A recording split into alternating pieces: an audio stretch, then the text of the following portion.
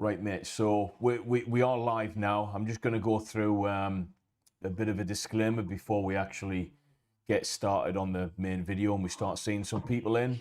Now, the video footage that we're going to be breaking down at some point in this live is presented strictly for educational and informational purposes. As former Royal Marines and in James's case, former Special Forces, we're providing a professional and objective analysis of the footage to highlight both the correct and incorrect actions taken. Our goal is to help viewers better understand the situation, improve awareness, and learn how to stay safe should they ever find themselves in a similar scenario. This is fair use review intended to educate, inform, and provide expert insight, not to sensationalize or glorify the content shown. So that's for the human element of the review process that YouTube's probably going to go through. This is for educational purposes only, based on our professional backgrounds within this field.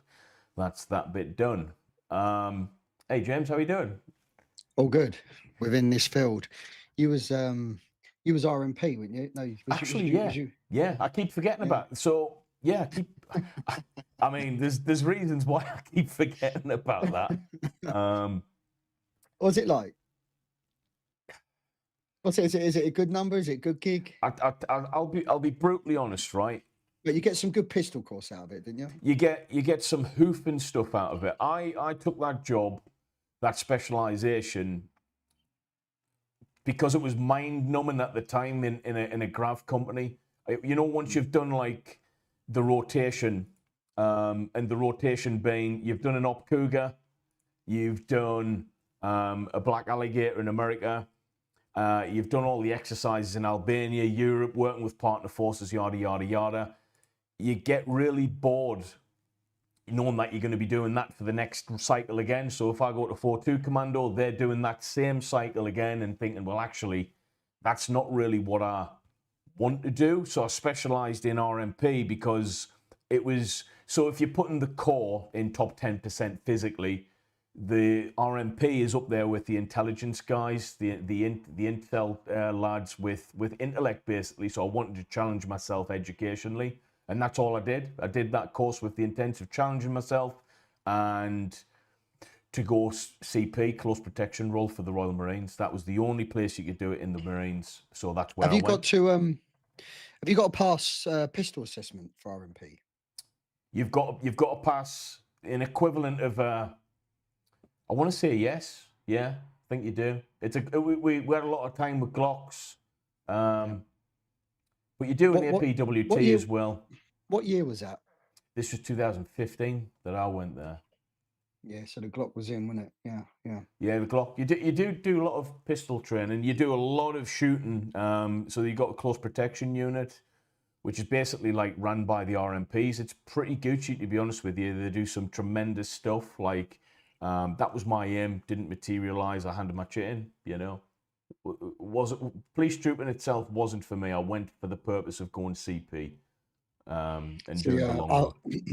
I've obviously alluded to on the podcast on the episodes that we've done. I don't think they've been released yet, Ryan, have they? You asked me what was the hardest part of SR selection, and for me, I said it was the pistol assessment, the CQB, but not so much for pistol work, because for pistol work, it's full on. Okay, you're putting some rounds down range. It's the assessment. The assessment is it's ninja. The distances we're shooting at, moving. I mean, do you do anything like that as an RMP, or is it very much static? You'll not really do that as it. So how it runs for the core, it's a specialization, like an SQ. So you do it as a lance jack. If you're already at a lance jack level, you're allowed to do that course. Sorry, you've got to be lance jack to go RMP. Yes, yeah, okay, for the core. Okay. But when you're on the course, it's their phase 3 or phase 2. Yeah. So you're doing it with nods. Well, RMP recruits. That in itself is challenging because they're still in recruit training. Yeah. So I effectively did RMP recruit training as a lance jack. It was throbbing, as you could imagine, because the corporals there who did less time than the lance jacks in the Marines were trying to thrash us, and it was like, man, this is not what. Nah, I'm not doing this. But it was all right. For my age, I'll be honest, if it came back to doing it again, would I have done it? Probably still would have done it with the intention of like really forcing my hand to get it Longmoor on a CP course, because that course is hoofing. Like what you get to do. The only Afghan tours for the Corps at the time was probably as a CP bod at Police Troop, where there was like 20, 30 lads. So in that Sorry, regard, what? good. But An policing, an Afghan deployment and part of military CP. yeah. So basically, you know, like the last operational tour for the Corps was 40 Commando, wasn't it? 2013, I think. Mate, I was well out of the mix by then, Yeah, mate. I mean, 2013, I 14. remember passing through Bastion with my long hair and my long beard, and seeing lads from the Marines like looking at me like, "Oh, Who's is that you, that? Bungie? Where you been? Why did you, Where what's, you been? I've been in Jalalabad for a picnic." oh yeah, we need to talk about, can you talk about that? Can you actually talk about that? I've said it now, and my desire to go to Jalalabad for a picnic. Bet- Well, my TL, man, listen, why can't I go to Jalalabad for a picnic, mate? I honestly I don't see, what's, What's the deal what, here? yeah, yeah. I don't know, maybe half a dozen Taliban checkpoints on the way down to Jalalabad. I'm embedded though, mate. I'm embedded. This is my Um, spiritual home. so just for reference, anyone who's just joining in, James is, I mean, the bits that we can talk about, James is fully inserted into the Special Reconnaissance Regiment, UK Special Forces, knee deep in action. Yeah, man, Gets a fussy little sobachwick on him. gets a little bit of downtime, and he asks his superior, can he go on a picnic with his oppos in Jalalabad? That's like John McPhee stuff, isn't it? Imagine if he let you go. Do you know what? I have heard some of John McPhee's bits, mate. And when I listen to him talking about, how he was inserted, and I look at him in the attire he was in, I mean, I can relate. I mean, I wasn't doing the outright slaying of people like he was. He But was a slayer of people. You were the but int behind the slayer of people. I mean, if I was doing what he was doing, it had gone completely wrong. But I mean, yeah, cutting around. I never really cut around with one of those. I mean, I see him in a picture. What hat was he wearing? He's wearing one of more the northern type of hats. I'm trying to Sheriff. Uzbeki Yeah. to, It was to Jackie, to Jackie. Tajik. Tajik, yeah, one of those. They look. They almost start to look a little bit Chinese where they're going into Yeah. the Chinese border. Kind of, Yeah. yeah, it is kind of bordering, isn't it? Yeah. Actually, I used to work. I worked with an Afghan. I mean, he was one of those Tajiks, and he wore that hat as well. Yeah. He was nicknamed Shirmoyi. Shirmoyi. Shimway. That means white fish, because they all took the mick out of him because he was very pale skinned because he was from the north of Afghanistan. Shirmoyi. Yeah, them Shit. northern Afghanistan, like the Yeah. Pashtun tribal areas and No, stuff, or no? Pashtun is deep south, mate. You're going Oh into no, Pakistan there, what mate. am I talking? Yeah, what am I talking about? Northern. Yeah. Oh, what are we talking about? The northern The tribal Taj, areas. yeah, right, the Tajiks, yeah. Yeah. Um, so yeah, I mean, do you know what? Their sense of humor is so simple, and you could really bond with them because there Really. was another Afghan there who was friends with Shirmoy. I'll only call him Shirmoy. I won't name his actual name. Um, there was another Afghan who was friends with him, and he was really dark skinned. Because I could speak the language, all I had to do was go along and say, if he's Shirmoy, then you're Sochmoy. That means blackfish. And because you're joking with them in their language, something so simple, it isn't really that funny, but because you're making the effort with the Oh, language, really? God, he loved it. Did they? Absolutely loved it. And also, you must be Sochmoy. Shama Sochmoy. Just crack up. Because this British man had said, it had a joke where he'd referenced one of them as a blackfish compared to the whitefish, like bonding, hearts and minds. Oofing, man. So just for the chat, we've got again we got a lot of super chats coming through for the questions. So what I'd like to say first and foremost, if we will answer every super chat question. One, because we want to, and two, as a thank you as well. So if we don't get to them straight away, don't worry. Stay tuned because we will get back to every Yeah. everyone. I actually can't see the questions, Ryan. You're in control of all that, mate. Ah, right, yeah. So I have to read them out anyway. So we've got I've literally got me, you, and this video here. right. See if I can share. I want to share something with you. Then let's see if I can share this one instead. And you can see that, right?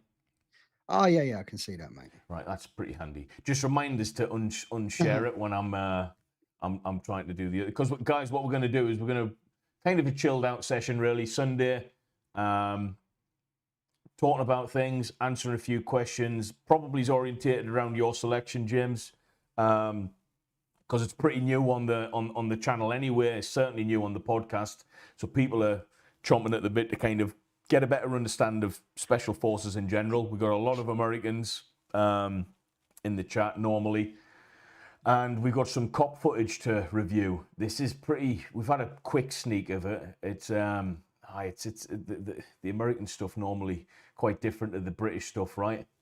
I'll tell you what though, Ryan. Do you want me to answer that? Yeah, that you can one. see them now.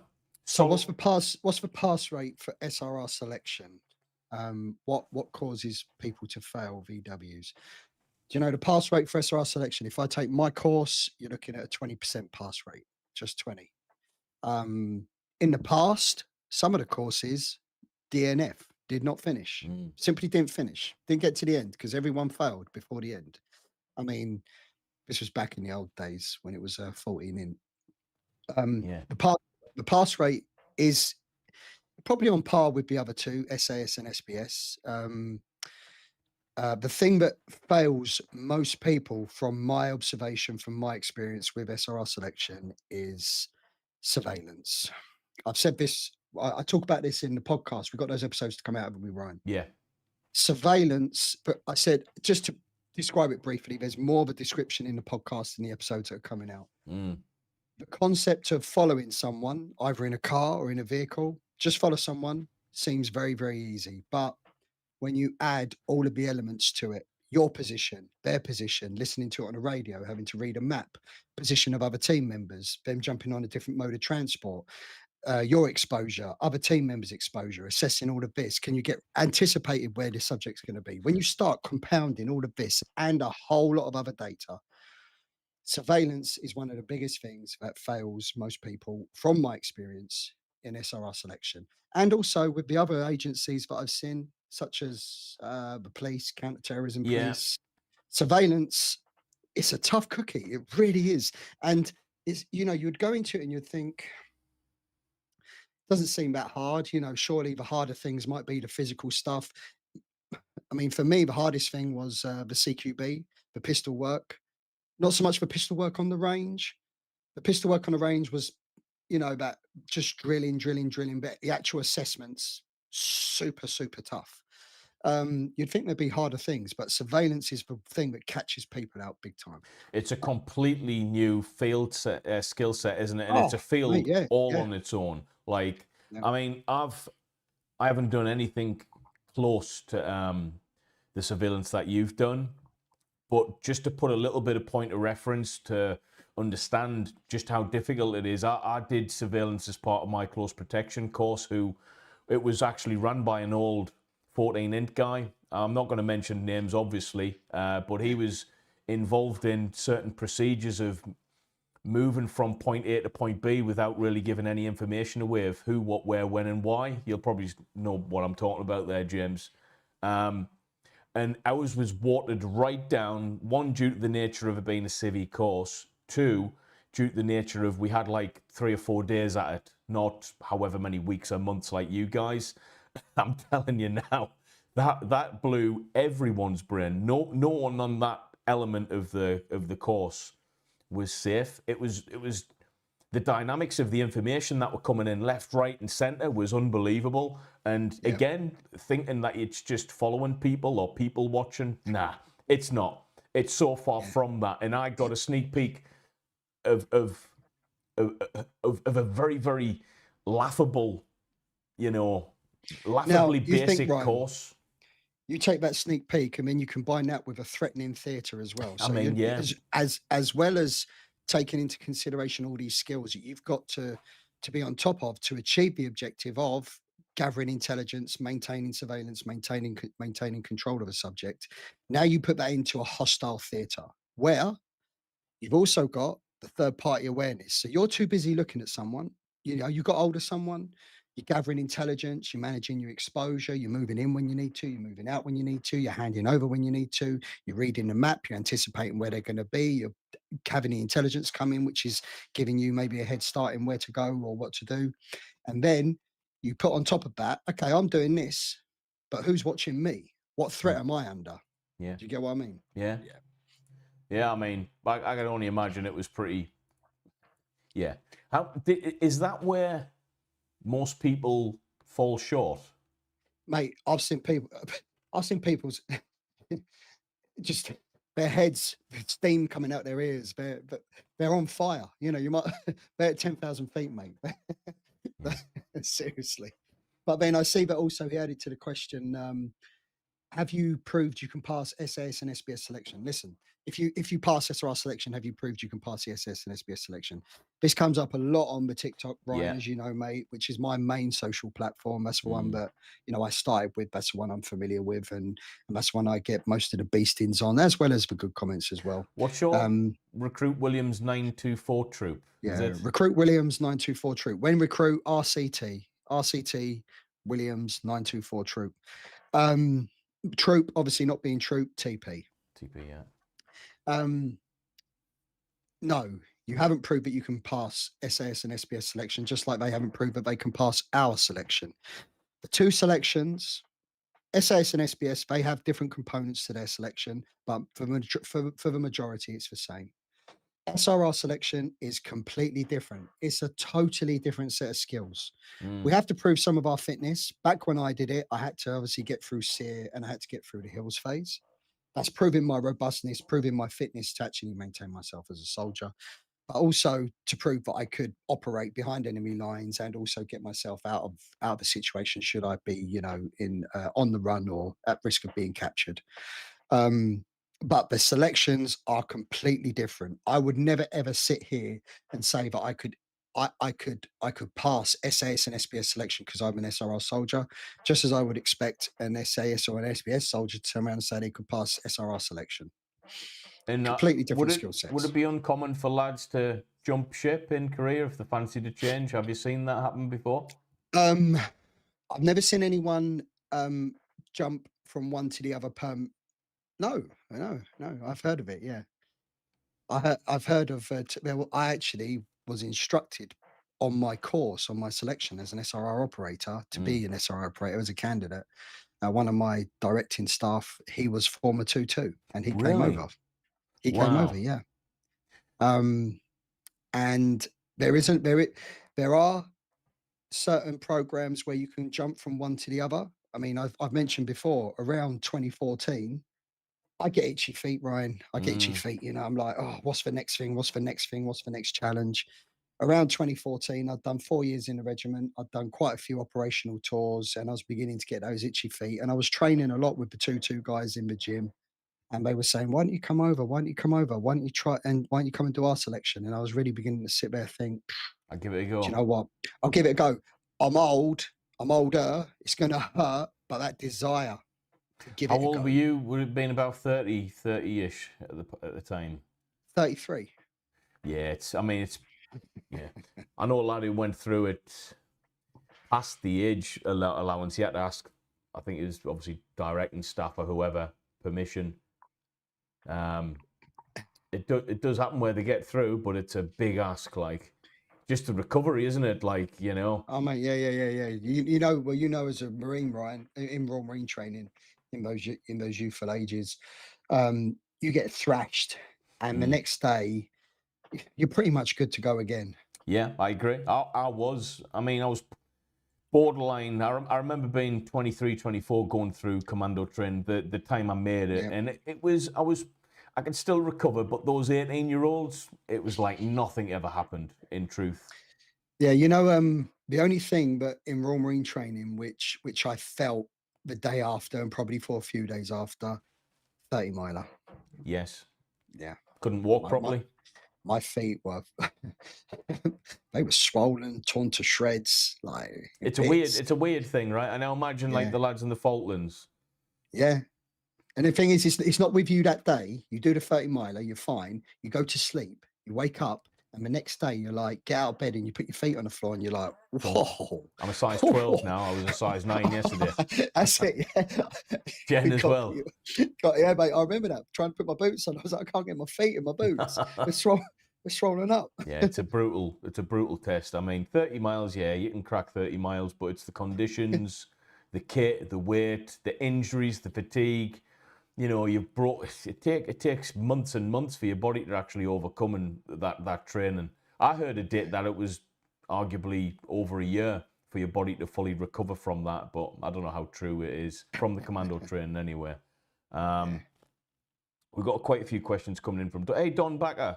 Don's an all-time follower of the channel, James. From the States. I think from the States, right, Don? I think so. I'm pretty sure, yeah. What's he saying there? Is it easier in an actively assessed high-threat environment than a normal environment due to more vigilance in high-threat environment?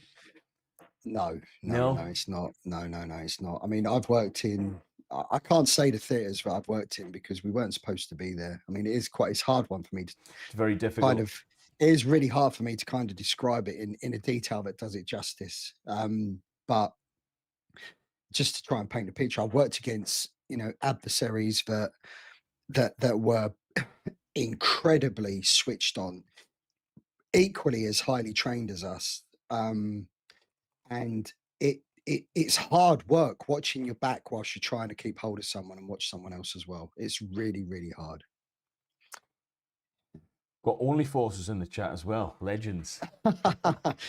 I have to say thank you to Only Forces, mate. That post you put up, mate, that got me something like 2,000 followers. Yeah. Only Forces is like, yeah, they're the guys to go to, man. Yeah. Do you know what? I have a lot of people come to me, Only Forces, and they're like, can we do this? Can we do that? And I usually bat them off not because of I can't be bothered, but this social media for me, it's really not me. I'm like, it's still really hard. But that day, yeah.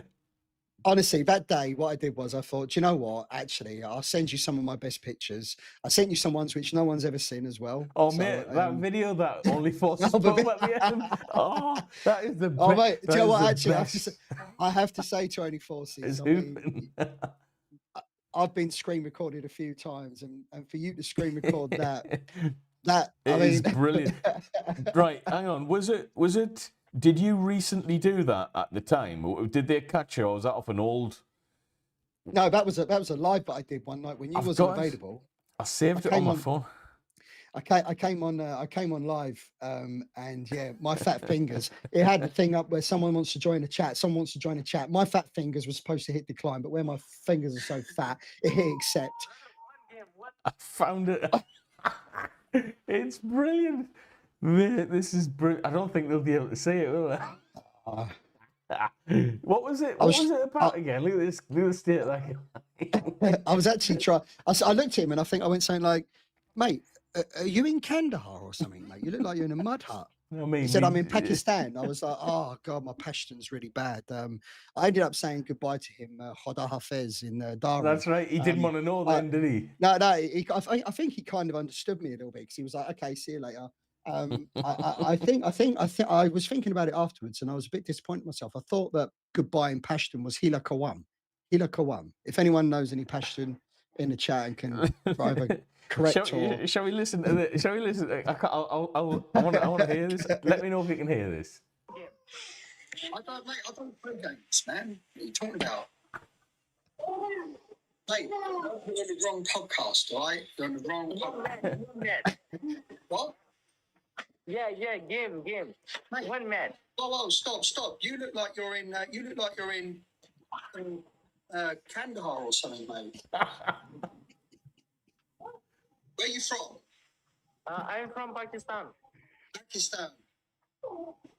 Yeah, I don't speak. What language do you speak? Brother. Oh, that's it. He went off. He didn't want. It was short there. It was just, I Oh, remember no, watching no, that. no. Oh, I thought. Oh, so you didn't get the actual clipping of me saying "Khoda Hafez"? Yeah, Oh, I clipped it down on. I thought it was the full clip, man. That was.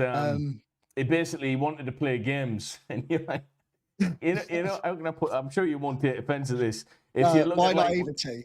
yes, My, like my, you might don't be fooled by like the podcast and stuff and thinking like James was like, you're really new to this, really, aren't you? Like, yeah, didn't even have social mate, media, man. Like, so. yeah. He was like wanting to play games. He's like, what fucking play games for? You're on the wrong bit. He got really.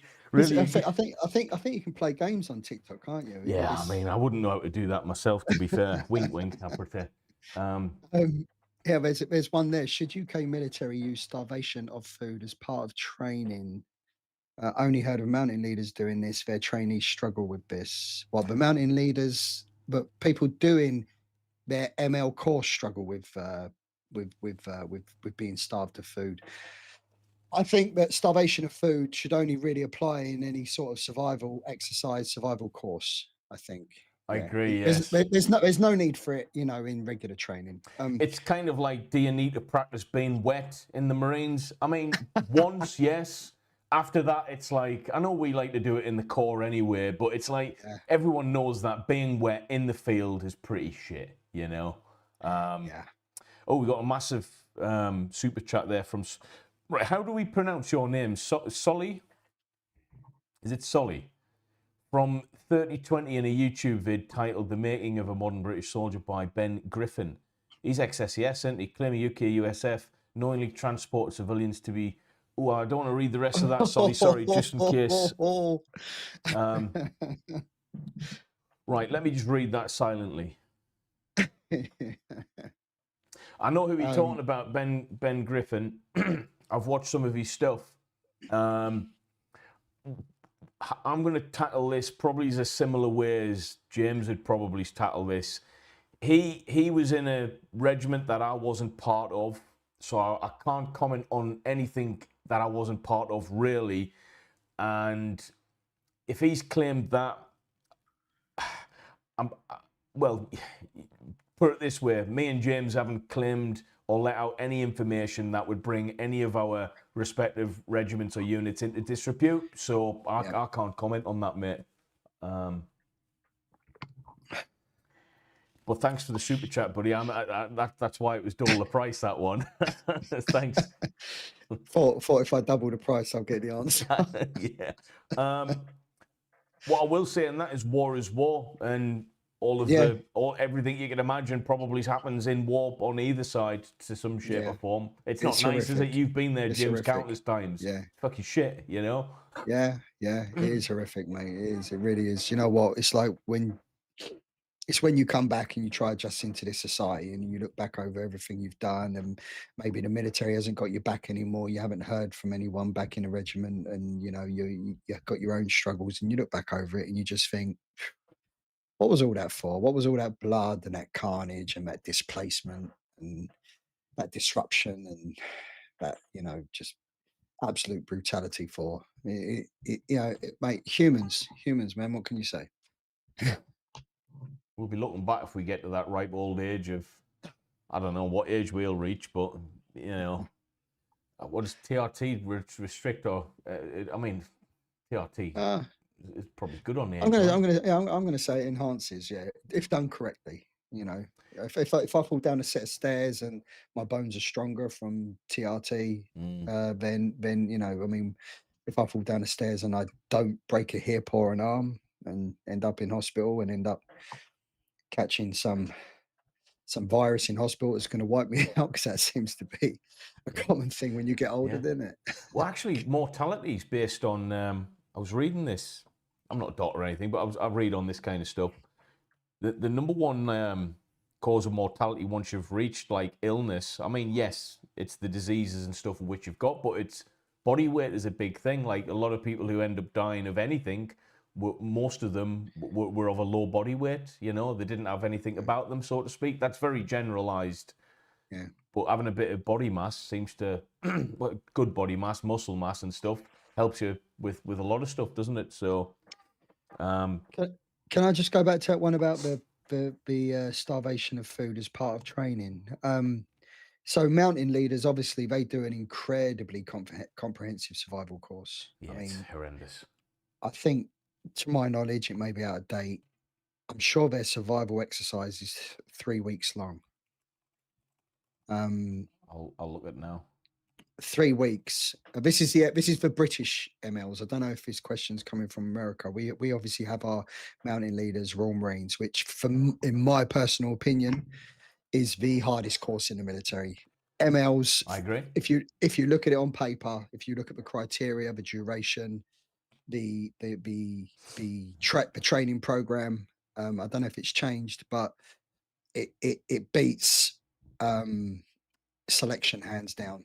It really is a tough course. I mean, 2 months tactical in Norway. I mean, that's going to be a tough exercise, isn't it? Yeah. And then 21 days on the run in Scotland in the winter. I mean, that's gonna be. I did 7 days on a run. That's enough. So I think it's just over a week of survival on the ML2's course up there. Just over a week. I think I thought it was 3 weeks. This is off Google. This is not a. Okay. All right. But the ML1 course itself is 36 weeks long. That course. Yeah. For a stripey job, effectively, in the MLs. That tells you how hard that is, man. How long is the ML2 course? It used to be. I thought it was about 13 months long or something. It's a lot longer. Yeah. I think it's the longest course out there. I'm sure.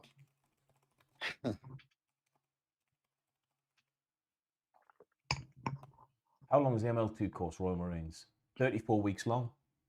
Yeah. So like 9 or 10 months. Yes. Probably changes back and forth. I mean, mate, that's longer than bootneck training anyway. You've just done that and you're doing another. It's a horrible hard course. That I mean, yeah.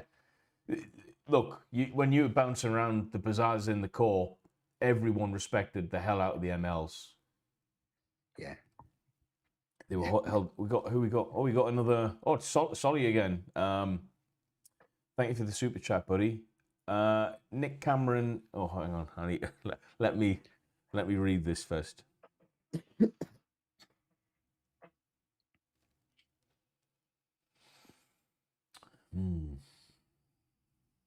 Look, it's not so much a question, is it? It's a statement. Statement, yeah. I think,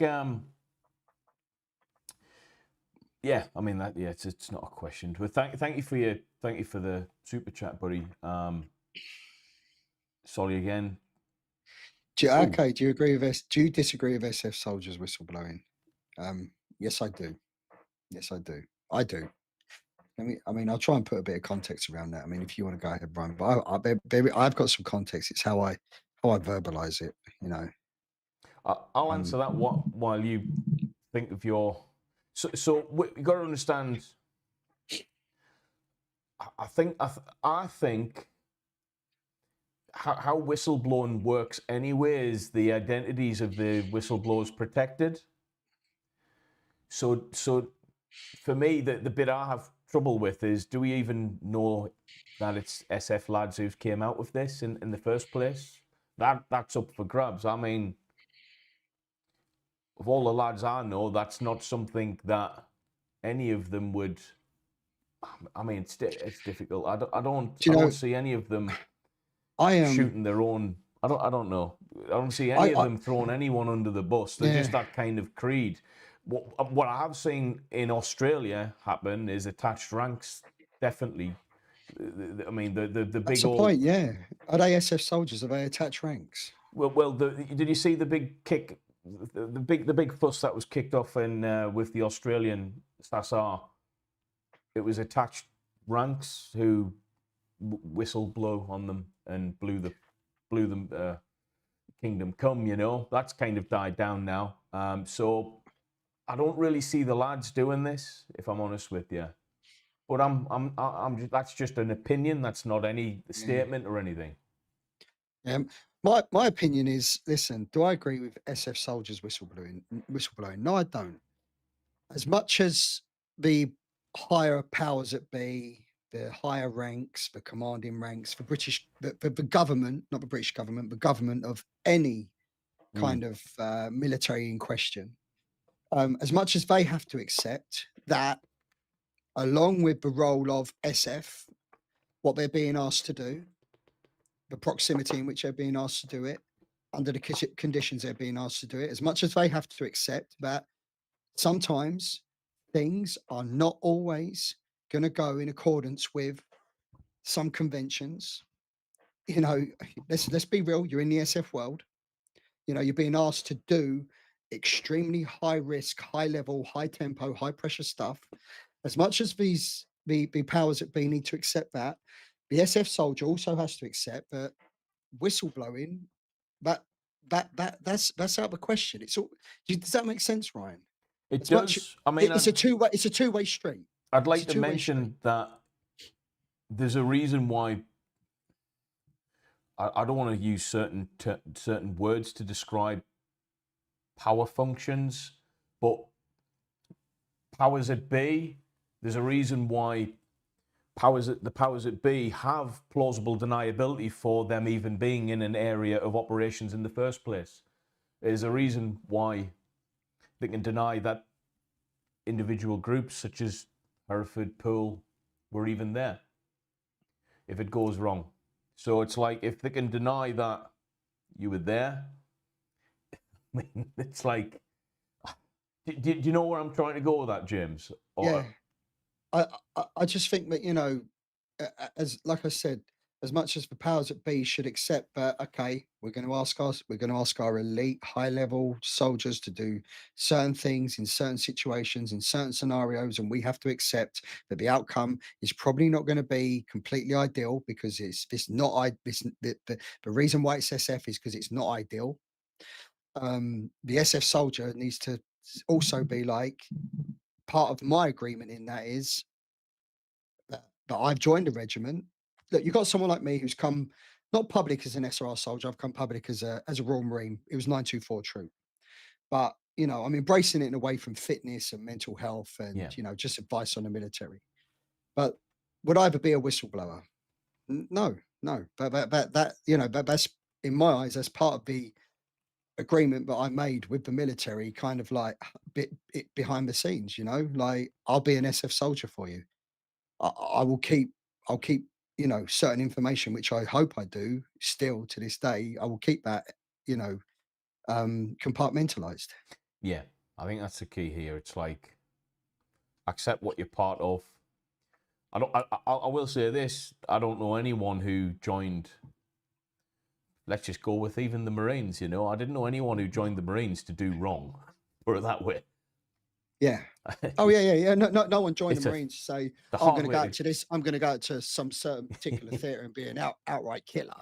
Yeah, there's a reason. I mean, let's just say you did, and let's just move it up a notch. You've went through Hereford or Poole or SRR selection. I mean, you haven't half went about it the hard way. There's easier ways to be a bad guy.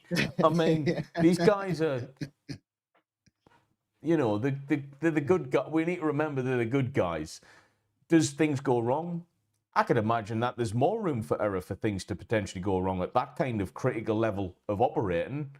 Are these guys guided by a moral compass to do arguably good? I would say, yeah. Most of the guys I've ever met in the military do have somewhat even the, dare I say it, functional sociopaths, functional psychopaths, whoever. We've worked with them, you know. There's plenty of them, mate. Yeah, and I think we need them. Even Functional there, psychopaths, ML2s. ML2s. I mean, you know, I mean, yeah. No, I mean, no one ever said an RMP was a functional. But you know what I mean, James? It's like there's easier ways to go about wrongdoing, and I think the guys, all the way from policy down, are kind of managed as good as it can be. Do mistakes happen all the time in every part of every organisation, including government, may I say? You know, mistakes are made. Yeah. Partygate, you know, it was a mistake, right? They did wrong. They shouldn't have been having parties when we were all locked in, but that's something that happens. If it is 100%, we don't know the facts. We'll never know the facts. I think when it comes to these situations of whether or not Yeah, you groups won't know of the people. facts, and yeah, unless you was actually there. Yeah. Right. Shall we get in? I want to get into. Right. You need to. Right. This is a good one. This, guys. I want to actually read something again. In fact, I've just deleted it. I've got to make this up now. So. Do you know what? When you did that, I thought, God, that's professional. Nah, chat GPT. Yeah. The following video does contain graphic content, may be disturbing to some viewers. Discretion is advised. We are tackling this from an educational standpoint, given our backgrounds in law enforcement, military, special forces. James, both of us were in the Marines. This kind of footage, we're gonna break it down to a degree from an educational perspective. So the human element that's reviewing this video, please understand where we're coming from. This is not to glorify anything in any way, shape, or form. Don't think we can get any more pluses than that. Can you see that screen, James? Can you? Yep, got it, mate.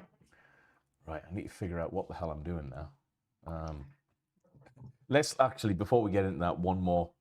Past my peak. I think I seen you ripping into me earlier. Oh, past my peak. Past my peak. Is that past my peak from TikTok? I think it is actually, yeah. Yeah, It is, isn't it?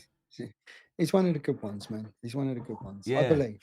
Yeah. Evening, lads. Yeah. Hope all is well. How has your perspective on the world changed over the years, pre/after leaving the military? Nice shirt, right? Like this, nice shirt. Well, I'll be honest, mate. This shirt is given from my mum.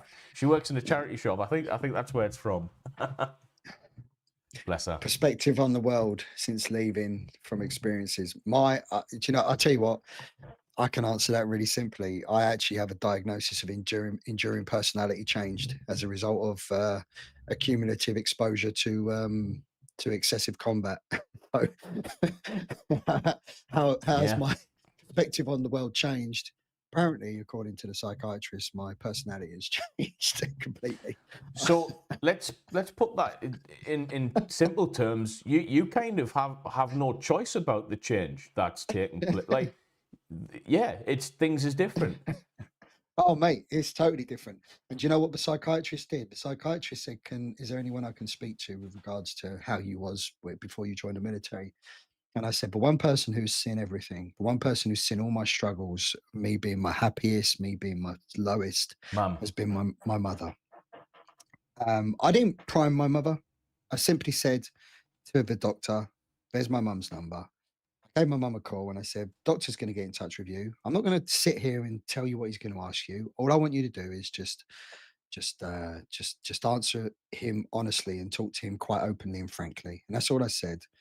And I mean, do you know what? I would probably go as far as to read some of it at some point. And actually, it would be a real insight into kind of like someone who cares for someone very much, such as a mother cares for a son. Seeing that boy before he was a soldier, seeing that boy before he went to war, seeing that boy before he was an army spy, doing the huge amount of operational tours in very threatening environments, very kinetic tours with the Royal Marines, and a first-hand kind of description of what that's done to her son. That'd be interesting. Yeah, and I mean, do you know what? That would be a good podcast. I'd have to sit and think about it, but I would actually consider just for educational purposes and awareness purposes, because reading that verbatim from the report. Right. Yeah, that would be very interesting. Thanks for all of the super chats, guys. Is a quick one before we get into this. The super chats quite literally fund the podcast. Everything the software we use, the time out of our day. We both have jobs and stuff like that. We've got aims on the channel. We'll not get into it now, but we are aiming for self-sponsorship. So we don't want to let too much out of what we're doing right now, but we're going to be releasing something that we can sponsor our own channel. Yeah. Remember as well, Ryan, hopefully it's not all going to be shit dicks. It's going to be advice. It's going to be help. It's going to be, it's the big thing for both of us is the mental health side, the application of fighting the mental health issues from a military perspective, but also applying that into the civilian world, because I see it everywhere. Mental health is rife at the moment. Yeah. I specifically feel it a hell of a lot from my time in the military, but I can also relate to a lot of people out in the outside world who are suffering as well, Mm-hmm. Also, the remedies for that. I mean, I'm a huge advocate of training, as you know, Ryan. And Yeah. the gym has kept me from taking. I'm being set straight. The gym has kept me from taking my life. God knows how many times. I think a lot of men can resonate with that. It's it's that iron palace of just lifting metal. Yeah. Is just really just caveman. I mean, that's what it is. It takes us back to our core being, just lifting heavy and shit. You know what? Who cares? Who cares how many plates you got on the bar? No, Who no one cares if gives you've a got shit. plates on? No, man, just go in there and do you, okay? You'll feel better. Start to see a little bit of change. When you see a little bit of change, work towards a little bit more change, Don't compare yourself to what the other person's doing. Just get in your world and do you. Yeah, I agree. Let's break down some American crazy shit. Yeah. We can talk as much as we want through this, James, and pause and go back to the normal screen. So let's just, titled Armed Man Rants About Taliban and Opens Fire on Fairfax Cops in Fatal Traffic Stop. Let's do it. Just press play and it didn't work. Here we go.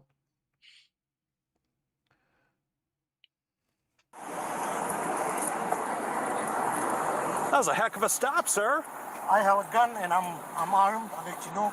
So why did you pull me over? Your inspection sticker expired yeah, they last. know. Call Joe Biden or call George Bush. Look. He's actually quite witty, and so I mean, call Joe Biden and call George. Thing is, though, like when we're talking about your old man was an ex-cop, wasn't he, James, as well? Yeah. I mean, I wasn't a cop in this sense, going out actively, like, stopping traffic with guns. Like it wasn't like that. But I understand, like, levels of escalation and stuff. And the escalation process, he's just told me he's armed. And it seems like it's politically motivated, his whole thing. I mean, he stopped short of a green traffic light about, 50 feet? So politically motivated, angry, and he's armed. That's at the top of the escalation process from a policing's perspective. I don't know what... Where is he stopped? What's that sign? East... I can't see that sign. What is it? I mean, is it East Meadow? I think East Meadow. Look, maybe it's a care home or something. Okay. Hey, I died when I was serving you with you liars, with you people, with American status. I served as well, sir. Yeah. So you brought me to you fucking people brought me to this goddamn country, and I'm dying every fucking single day, and I have 4 children. And we wholly survive because you're a fucking racist people. Okay. So, did he say he was in Afghan, or am I just making? When he was serving, I mean, listen, guys. Yeah, I'm gonna. I mean, do you know what? As well, his English. A lot of interpreters, their English they've learnt from movies. So it's like a Yank type of. Yeah, and there's a lot of swearing because they've learned from movies. They've watched movies. A lot of people haven't done the actual language courses. Interpreters, especially in Afghanistan, they learnt their languages by watching Hollywood movies. Really? Yep, and you can tell in the way they speak. I knew Afghans who have actually done courses, and it's not so much for Queen's English, but it hasn't got all of those slang terms. It hasn't got the swear words. They don't talk. You can tell when an Afghan interpreter has learnt his all of his vocabulary from movies. That's interesting. So, quick judgment on this guy. Some war zone in the Middle East. He's been working with the Americans. He's been brought up. That did happen as well to protect them and the family from retribution, really, wasn't it? Getting them out of there, kind of thing. So, Subject keeps reaching for his weapon. No, I'm not. I mean, he said he's keep reaching for his weapon. I'm very surprised this being an American video. My hand wouldn't be on that radio. No, he's reaching for his weapon. Like, you know, I don't know. This is not normally what we see from American stuff. I'm not. So these are my partners here. They're coming up. I don't want you to get rattled, but it's because you were reaching for your weapon. No, I'm not reading, sir. Hey, I sir, watched you do it. I'm not. I don't give a damn fuck. Hey, So- listen, American. This is take it. I take this with you, okay? So now you want to No, give no, me Yeah, he's reaching in. Got a guy on the right-hand side. You can't see on the footage here, but he's a guy on the right-hand side with his pistol drawn, actually. I think Hey, it's don't you drawn. reach? Fuck! Listen, American. This is take it. I take this with you, okay? No. Hey, don't you reach? I'll tell you what though, Ryan, This is take it. mate, he draws that quick. Did you see the side? And he cocked it. It wasn't cocked. It bumped straight in. He draws that quick, and he kind of does this kind of like Mossad, you know, like close quarter. Yeah. You know, he's got it there. But No. it's ready to go Yeah. from that point, isn't Yeah, it? it's almost like that Mossad range work. Yeah. I know exactly what you're talking about there. It's not like reaching out. He's firing from Yeah, that point yeah, straight there, Yeah. not it? He's not coming up like this. Yeah. He's coming up there. Yeah. Which is Mate, a trained individual. It's a knowledgeable train. Yeah, it looks knowledgeable and trained, doesn't it? I would agree, yeah. I mean, that happened in a split second. Arguably, if the lads were already on target, they would have been able to respond as soon as he went to grab that pistol. I believe that officer's getting shot. I take this with you, okay? So now you want to. No. Hey, don't you reach it? Hey, don't you reach? You, okay? So now you want to give me that? Hey, don't. Right, so the guy on the right-hand side, the cop on the right, he's got his right hand on his pistol anywhere. I mean, you're getting this close. You're telling them not to reach it a number of times. It would have made perfect sense for these guys to have been on guard with their weapon systems pointing, at least in the general direction, I would have said. Yeah. But it's easier said than done. The only reason I'm saying that is because it's from an American perspective, 9 times out of 10. Yeah, I don't know. You reach? And he went to the front of the vehicle. And you see that he dropped in the car, didn't he? He dropped. Like, did you see his head drop? I mean, he was taken out, wasn't he? He was that police on the right hand side. But I mean, the guy who got injured, obviously he's being shot. He's going to think differently, but he's. Yeah. Did everyone come out of that? Oh, here's the in-car footage. Oh, he's driving off. Surely not. No, right. This is to the point of where he gets. All right, I get you. So this is the. Right, okay. Up. Is that the cop car? Yeah, it is. Right. So he hasn't been. I thought it was. Jesus Christ. All right, can you pause it there, right? So I'm assuming that they've got the lights on and they're pulling him. And then they've said, "Oh, you came to quite a stop there, mate." He's just stopping like he's driving in downtown Bagrami. He is, isn't he? Right, confirmed. We know where he's from now. I'll be like, that just looks no different to driving around General Massoud roundabout in Kabul. Middle Eastern interpreter. Anybody not seen? Confirmed right there, troops. Well done. Might as well close this video now.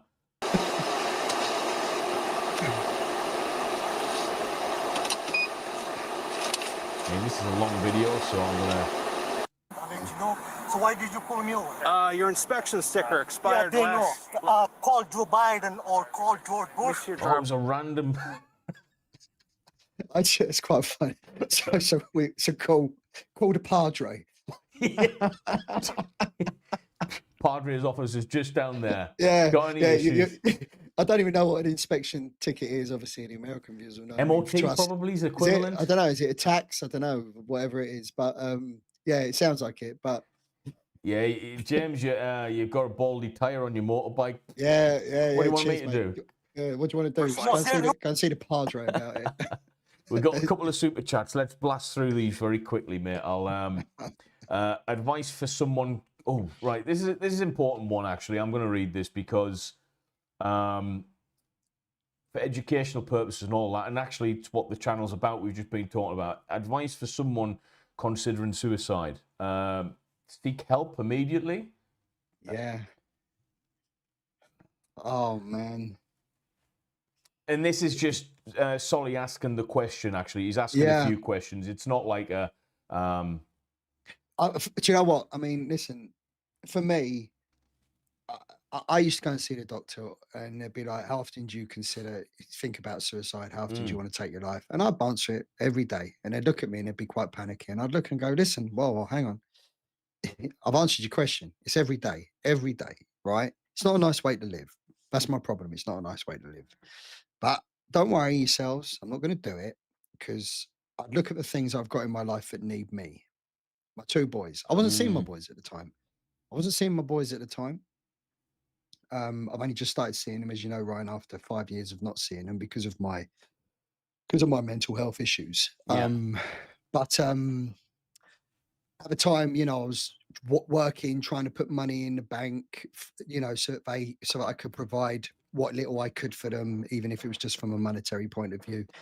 And I used to think those two boys need me to stick around so that every week I can put X amount of money into the account of the mother so that they've got some stuff that they need, at least just to get by.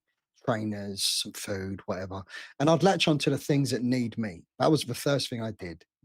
If I didn't have those boys, would I be here? Chance I wouldn't. The other thing was, I mean, for me, like I said, I know it seems like it can't be that simple. But for me, the gym and exercise, it was such a focus that I could see tangible change. And if everything was going wrong in my life, at least I had something positive where the results were beginning to show. If there were no results elsewhere, that I could get results there. And that would be what I focused on. And I know that seems like a little bit of a almost cop out answer because It's what do not you a mean? cop out though, because it's I feel as if it links into purpose, drive, goal. Yep. And there is that saying, isn't there? There is those sayings that if a person goes to the gym, then they're demonstrating determination, commitment, willpower, consistency, all those qualities that you're so hard to hold on to when you are in a suicidal state. Those qualities are gone. But if you can demonstrate those in at least one theatre, one arena, then you're kind of beginning to at least fight the battle, I think. Yeah, that's a good answer. I'll yeah. Favorite moments in your guys' careers? Let's put one single moment. That's Have some can you go as well. Okay. I'll be so I'll be honest with you, the times I talk about most, I wasn't operationally sorry, I wasn't. So people think that you don't. If there's no wars, you're not operational. In the military, you are. You can still be still operational. So you'll go on non-kinetic operations, for instance. Afghanistan at the early days, very heavily kinetic operational tours. The lads right now in the Corps will be doing operational tours right now. They'll be doing ops. It'll highly likely be non-kinetic. Whether that's in the Indian Ocean catching pirates, which is the number one thing that 4-2 Commando do, or whether it's doing other things in the Middle East, I did non-operational stuff in my career, so I haven't got that to talk on with happiness or sadness. It just wasn't part of my career. But the times I do talk about most of with happiness was the first 2 years in the Corps for me at 40 Commando. I did everything that I wanted to do, bar go to war.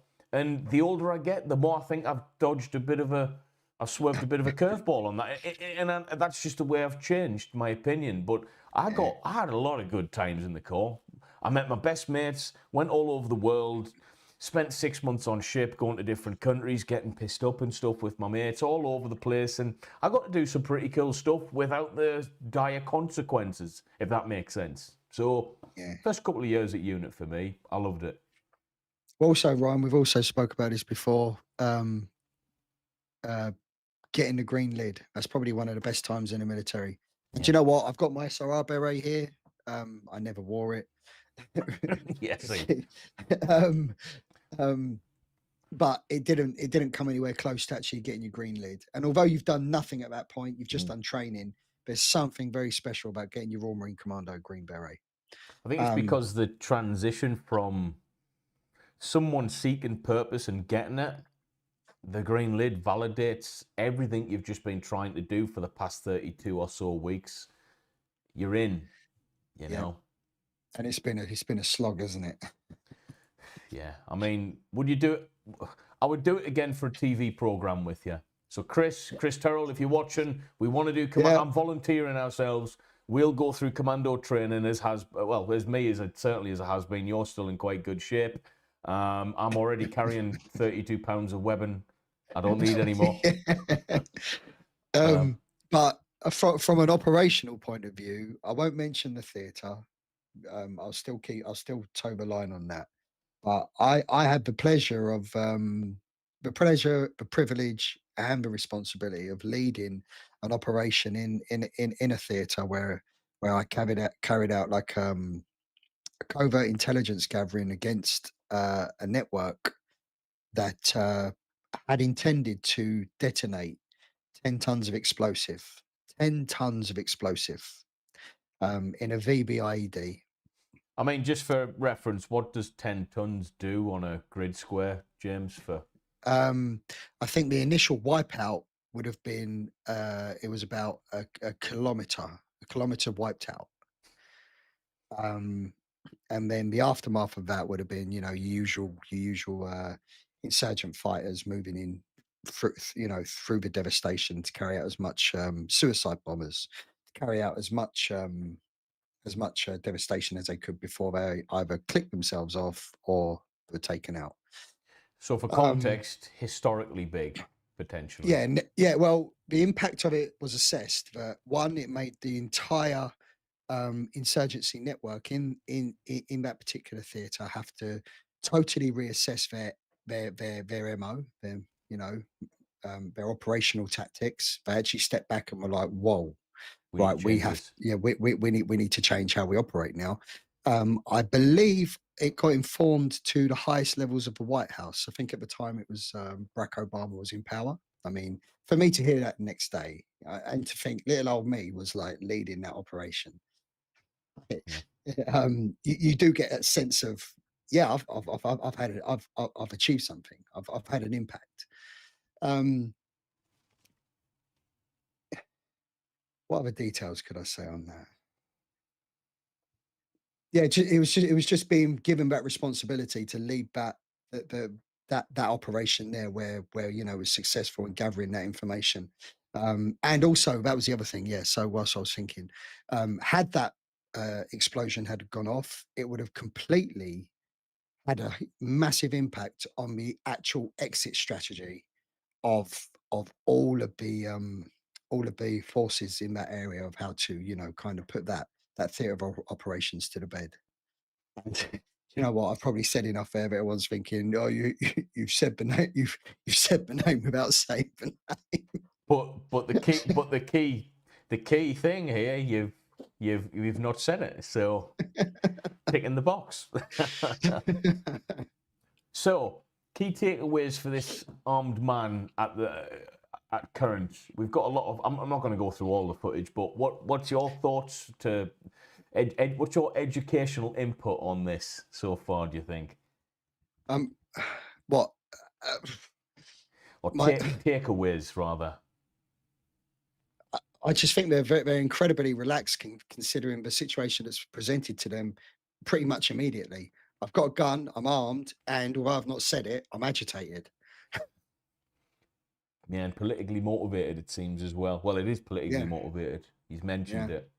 Yeah, I mean, of all the times to be kind of probably switched on, I would say that this traffic stop warrants at least weapons to be out them holsters, Yeah. pointing in the generic direction, ready to action if need be. This is kind They of like look- a death by suicide, it seems. They've it looks like they've taken a very a leaf out of a British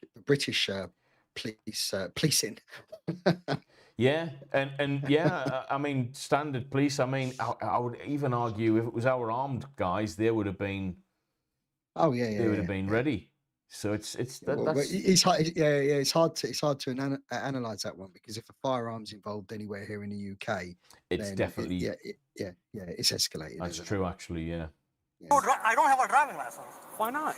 Go back, sit in the fucking car and leave. No, sir. No? It doesn't work that way. Okay, so go ahead, do whatever you want to do. Can I get your name? No? No? No? You're fucking killing me. You fucking people don't get a disability. Oh, I have kids and I have a lot of fucking bullshit things. So why you fucking treat me this way? Said 80. It's under like a lot of stress, it seems, right? Yeah. And he seems really chill. My location, please. You fucking dumb. I mean, he's not even looking in the general Mate, direction, is no, he? I know. He's like, mate, I'm like, are you actually in this situation? I'm going to say very negligent by him there, actually, on the cops' behalf. Our American viewers, I don't know what you guys think, but this is, yeah. Dumbass The, fucking people, you fucking asshole. Majestic. I can't even go back Northbound to my at fucking country because of you fucking Greenbrier people. Shopping I Center. started in fucking army. He's on. Every time you come and fucking kill me, or every time. Do you have the registration to the vehicle? Nothing. You got nothing? Nothing. All right. Yeah. And you don't want to give me your name? Sir, why? Look, hey, I died when I was serving you, with you liars, with you people, with American standards. I served as well, sir. Yeah. So you brought me to you fucking people brought me to this goddamn country, and I'm dying every fucking single day, and I have 4 children, and we wholly survive because you're a fucking racist people. Okay. Yeah, because I can't get a job, I can't get a disability, and they took my fucking license because I'm not able to pay Do you the know what though? insurance. Hang on a second, Ryan. I mean, he's complaining about a lot of things, but mate, if he is from Kabul, He wouldn't be mate. getting jacked. He'd be you'll be living under, by the sounds of it, you can't get a disability and can't get a job, mate. You'll be living under a fucking bridge, like I said, just down in Bagrami, amongst the heroin addicts. watching the likes of James go for picnics every now and again. Getting free sandwiches off the picnic SRR guy going for a picnic. I mean, arguably as well, not really, not safe at all, right? Yeah, I'll tell you what. I mean, who are we to laugh? Because I mean, I don't come from a country where you know where I haven't been displaced. I haven't had to up sticks. That's the key thing there, actually. Yeah, I mean, if we're looking at it from he's been displaced by services that have benefited America. That we can probably agree on. Treatment within the state should be suffice enough, irrespective of how crap it would have been in wherever he's came from. Got to be treated within a similar capacity of a US serviceman, I would say. Yeah. But arguably, they're not treated very well either, are they? I don't know. I mean, the viewers will probably tell you. I mean, I was always under the impression that the US service people were, treated really well. Really? Yeah, I don't know. I might be poorly informed, but I might have, a completely. I guess some of the viewers can let us know that. Actually, I don't know. They have the VA, don't they? Yeah. Right. I think we'll fly through this bit. So that's just a lot of interactions with him. At least one. All right. This is the post. This is the aftermath.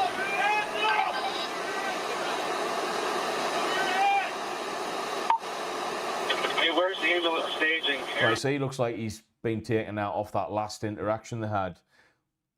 My piece on this was something, maybe he's not like that, but something similar to this in the first instance when he said he was armed.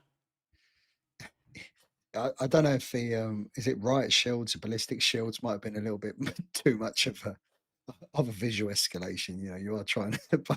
Did they have riot shields there, actually? Did Yeah, they? they've moved in with ballistic Oh, shields. I see. Yeah, hang on a minute. No, but right, put that into context then. They've got a guy who's now been incapacitated, and now they're moving in with these. Like, I don't know, man. I think it's been a bit of a poor interaction, this, to be honest with you. But who am I? I'm not living in the Yeah, States, yeah, man. yeah. So that's been done. He's obviously on, right, okay. Yeah, I think I've seen it. We've seen enough of that. I mean, I'll tell you what, though, mate. I mean, by by American SWAT team, police, firearm standards, they certainly don't look like the most swept up kind of force. But I don't know how much. I mean, it looks like quite a permissive place to live. I don't know if it doesn't look like they've had much exposure to I guess things it like is a that. crime-related thing. If the area is low statistically, Eh, that police officer seemed like real chill, nice guy, to be fair. But Yeah, yeah, yeah. I mean, yeah, we've got here some people in the comments. Let me share this with you actually, so you can see. Suicide by cop is what we call it in the States. Yeah, that's what I thought. So, suicide by cop insurance taking care of family. Nemesis. Nemesis is my mate. I'd work with. I'm not going to mention his name on the CP circuit. He's a cool guy, man. Don Backer. Insurance wouldn't pay out if the guy does. Right, okay. I don't know. American benefits are good in some regard, poor in others. That tends to be true in most nations. Okay, so that's in reference to the veterans, I'm Yeah, guessing. yeah, yeah. Yeah. How long have we been on for? I think unless you got any other questions, troops. But there are some of those super chats there Oh, which here we we didn't go. answer. Yeah, Yeah, sorry. So, how much would keep your going up, skills mate. improve Yeah. combat? For faith moments in right, done that one. Sorry, we didn't answer them actually. How much do your skills improve after combat? I can't comment on that. M- massively, massively. Just the exposure to combat. So just that feeling of being in a in a contact. It's inoculation to fire. Just that alone. Even if the fact you don't get any rounds off. Even if the fact you don't engage at close quarters, that inoculation to fire, it counts for a lot. It does count for a lot. So we're talking about tactical awareness now, right? How does that change when you've been involved in your first firefight, for instance? Do you know what I mean? Because they keep on saying tactical Yeah, do you know awareness. what? It's a little bit kind of mumbo jumbo, but you do kind of build a sixth sense, Does it change from what your previous understanding of tactical awareness was from a training perspective? Like, oh, this is tactically aware, like he's there, Well, he's yeah, there. But now of course. Listen, my perception of it before was the Royal Marine Rangers as a recruit, mate. On a lot of those, you're in a world of hurt and you're just fucking taking the steps in front of you until you see the figure 11s turn up, Yeah. pop up, and then you switch on. I think the scary thing for me, not scary thing, the thing that changed my understanding of tactical awareness was, and this makes me think, wow, I generally could have been, well, you did get sent to war after training, straight after, without what I did. So I went straight to America for like an 8-week, 360 live field package with the US Marines. The Must have been best, awesome. the Yeah. best range I've ever had the pleasure of being on. Like in terms of going from point A to point B, we all said at the end of that, like, if we were to go anywhere now, as a section, as a troop, as a company, we would have been more than happy to utilize those skills. That compared to commando training, the skill level was staggering. So you went out.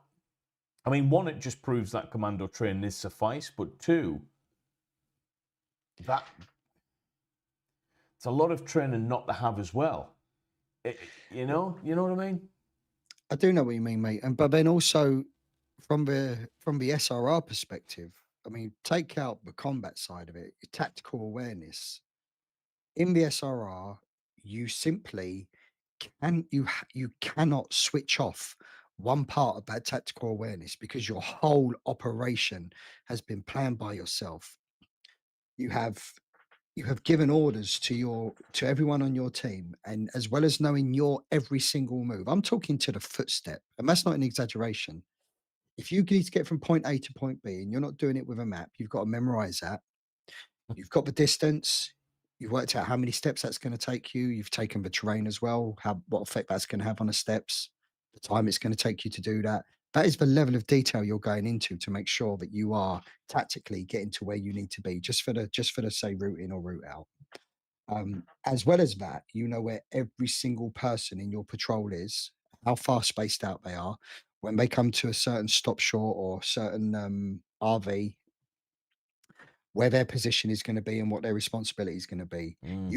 You are dissecting the operation down into such such tiny minute detail, and you have to know all this. So from a tactical point of view, um, I, I'm not talking about combat because okay, so I did combat as a Marine, but most of the tactical stuff that I ever did was as an SRR soldier. But then it's not combat. You know, if I'm getting in combat, it's things have gone wrong. I've always said that. Um, so So situationally, tactical awareness looks very, very different. yeah, yeah. And do you know what? When you start doing operations, especially with regiments like the SRR, I mean, you become super aware to the point where this was shown when I was, living in London, and like I said, I'd have roadmen creep up on me with acid and knives, and I knew they would come in because I'd read the situation, I'd read the environment around me, I'd read it in time, and it And was just enough for to get. context, an area like London, in Yeah, quotes, is a potential that's not out of the scope of an SRR operative's AO for an environment to work in. yeah, yeah. It's very, very. It can be representative. Yeah, yeah. An area So, like London. wow, so that's, and Yeah, the Middle East, certainly. I mean, yeah. is this is a question I actually wanted to ask you a few podcasts back. There's no real need from a training in perspective to do the jungle phase like what SB and SBS do, SES and SB do. Yeah. But from a real world point of view, if that area of operation was being utilized for the military, you guys wouldn't be ruled out of that, just because how does that Yeah, actually yeah, work? Like, you know what? I don't know how that works. It's a good question. How would that work? Because, you know, the other two regiments, they've got the qualifications to work in that environment because regardless of the task in the jungle, the actual main skill of working in the jungle is the fact that you're in the jungle, isn't it? admin. Yeah, It's how you conduct yourself within that yeah, environment.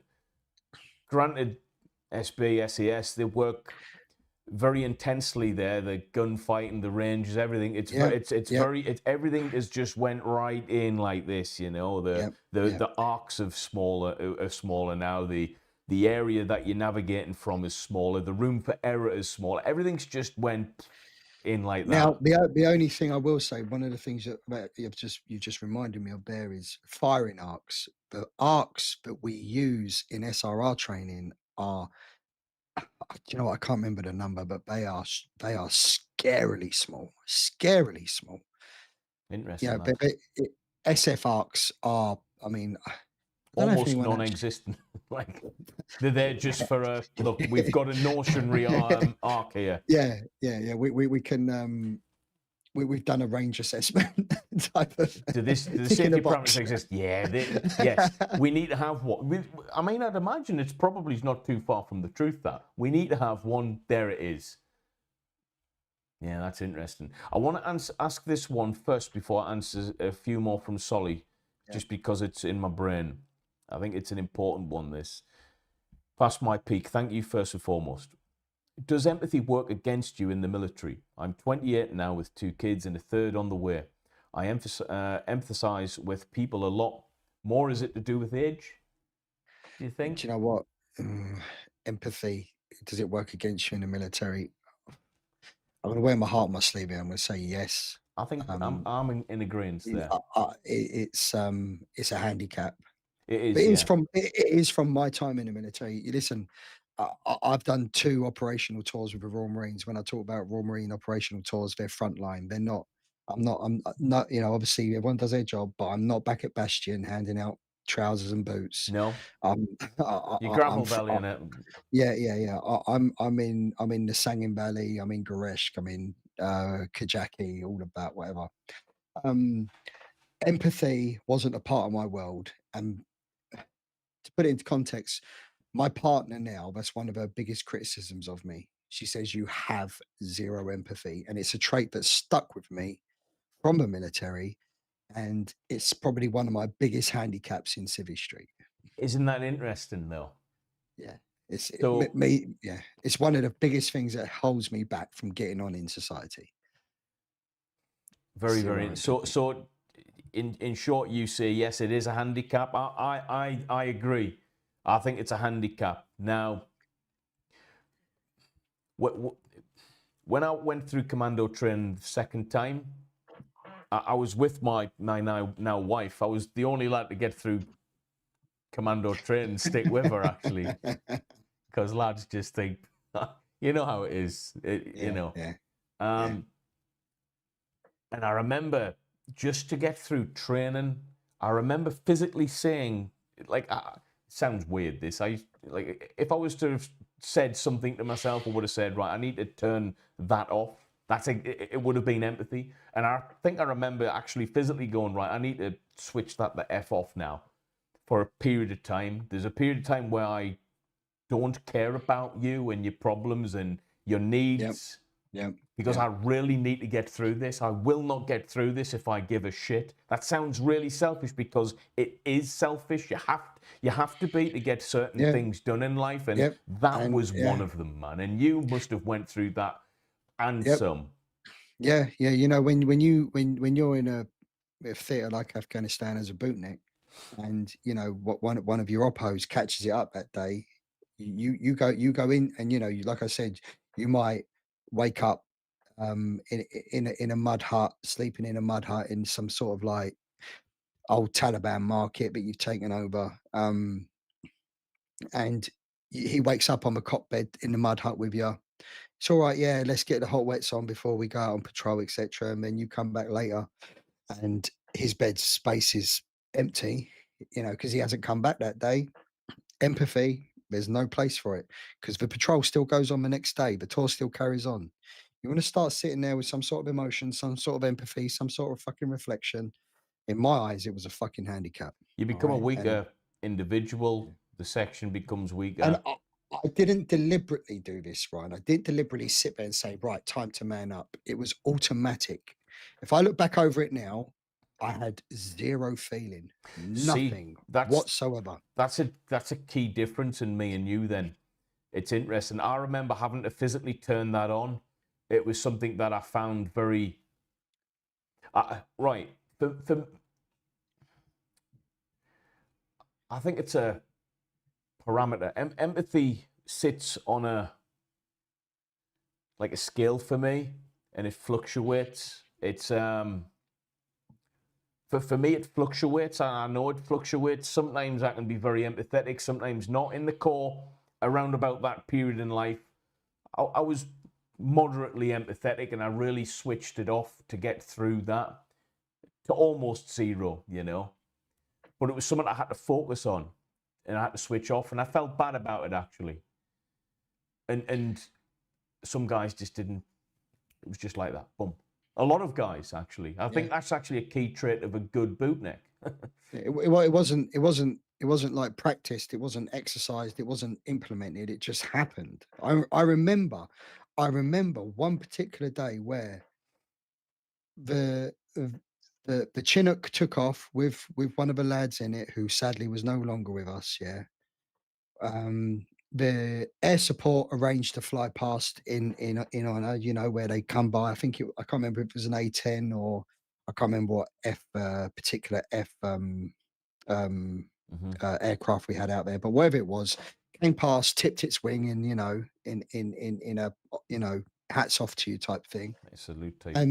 Yeah, like a salute. And And I remember specifically, if I put myself to that point there where I've stood there at the back of the fob, I felt absolutely nothing, Mm, zero, no feeling whatsoever, pure numbness. that's interesting. Yeah. As a product of what would you say, or as a natural reflection that you had? Oh, mate. I don't know. Yeah, is it nature? Is it nurture? I couldn't answer that. But it's a trait nonetheless in people who do Yeah, very well yeah, within that field. Are almost a prerequisite, I would say, to get to the higher ranks of the military. Yeah, I don't see too many. I don't see too many mental health therapists passing selection. I You can, know, those that care. I don't even know. to my partner today, when I look back at some of the ways in which I've spoken in some of the situations, I think, God, James, you're an arsehole, mate. Like, Mm. Well. Right. So you've said something there. That's interesting. yeah. That there tells a lot more positive than negative. Just that self-reflection bit. You know, when I'm stood there and I'm like pointing my finger and I'm saying, this world is a harsh fucking world, all right? And you better get yourself together because it's going to fucking eat you up whole. And this, mate, I'm sat there talking to like this to essentially a young female civvy. What Yeah. the fuck? Yeah. I know. Yeah, I know what you mean. It's right. Can I ask you? Was your you think hand pointed like this at the time? no, I don't go that, mate. I don't do that. I don't do that. But you know, you think when Putin's armies come down from the Scottish shores from the north, that this type of attitude is going to make you fucking survive? What the hell am I saying, It's a military thing, though. It's like mate? yeah, it is a military. It's a military thing. I think situationally, we can go into like all the way back to childhood, man. What we have with your story, elements that lead to making a certain individual. I think in your case, a perfect blend of nature and nurture equals Yeah. equals Recruit Williams' story. By Chris was he didn't have to choose a good troop there, didn't he?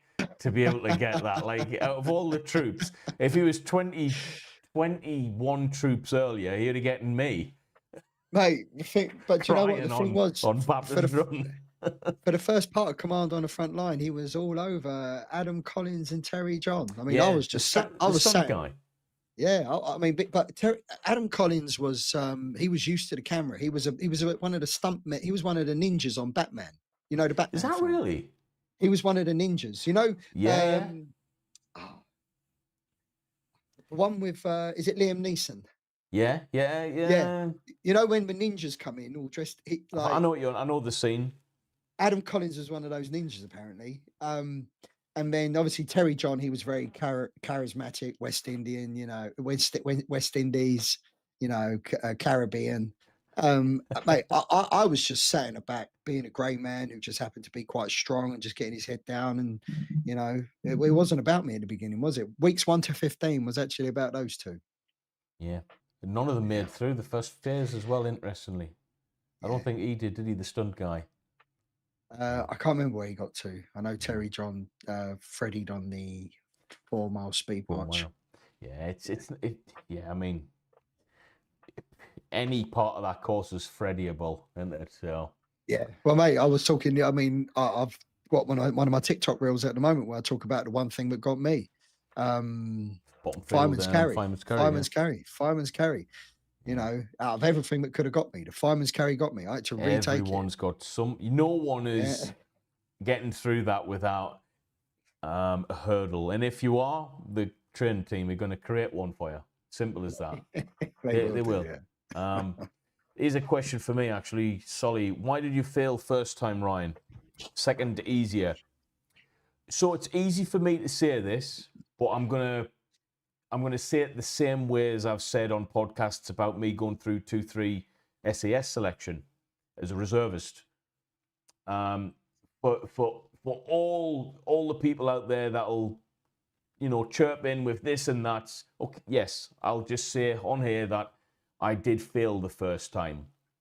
However, what did happen was week 15 or 16, Baptist run, I handed my pre-voluntary right to leave because I was under 18. And the truth of it was I was struggling with my mental health horrendously. My grandfather passed away months before I joined.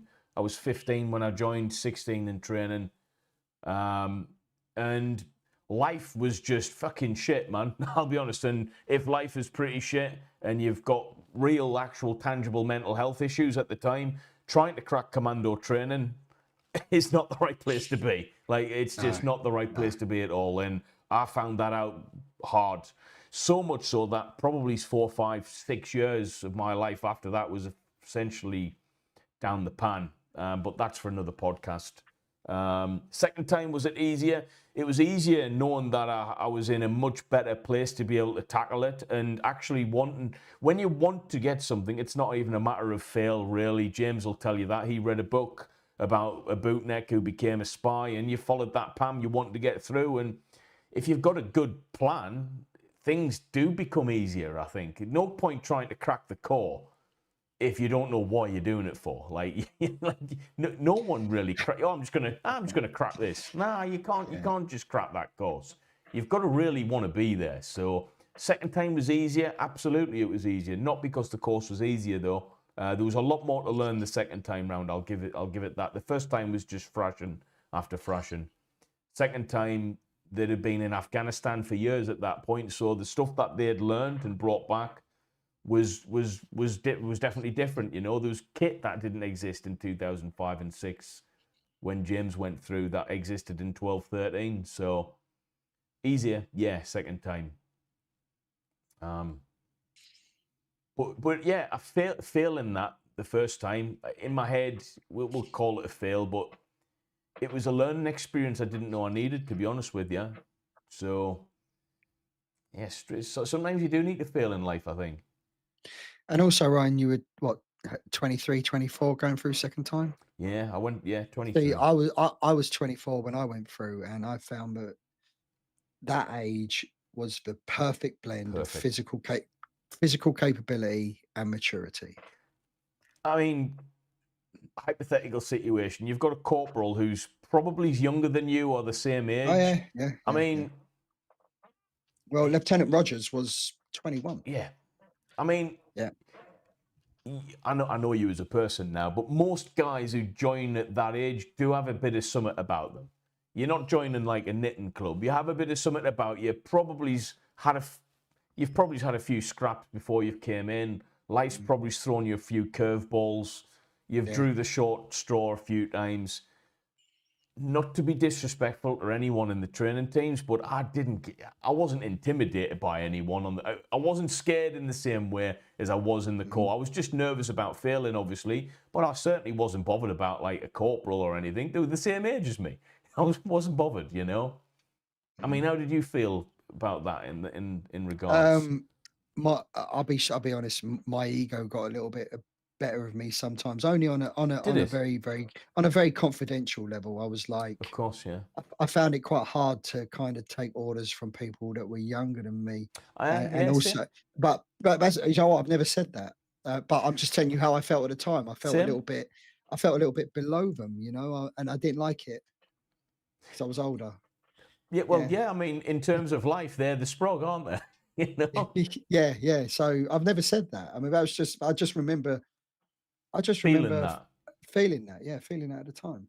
I had the same thing, but it's an age. It is an age thing. You've learned. You've been through a bit. Yeah. I mean, a lot of the lads in SF must have the same type of attitude. I mean, that's how it was formed, wasn't it? The origins of our SF community within the British military were off the back of like lads who didn't want to fall into the natural conventions of the military, and they were rebels, really, weren't they? You know. Yeah. Have we getting all the questions? I think. Would you be against your kids joining? Absolutely. Absolutely. I've got better things in store for my boys. What? Yeah. So that's interesting. You want to delve into that a bit more? Why would you be against? So, given the same PAM as what you've been given, Yep. and remember, if they wanted to follow that, like that, their desire was as true and as Okay. strong as yours, Yep. how Yep. would you then feel in that regard?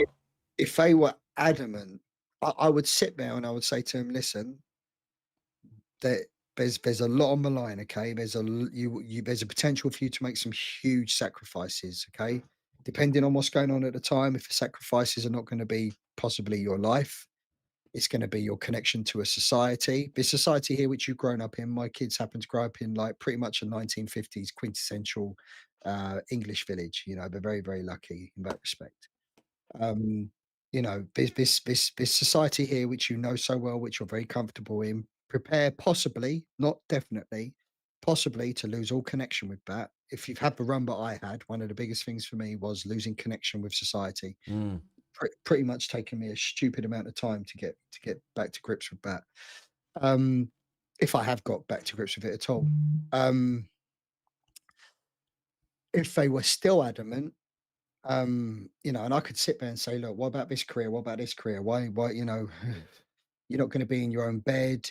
You're not going to be home much. If you have a relationship, it's going to be stupidly hard. Earn the They were still, potential and everything yeah. else.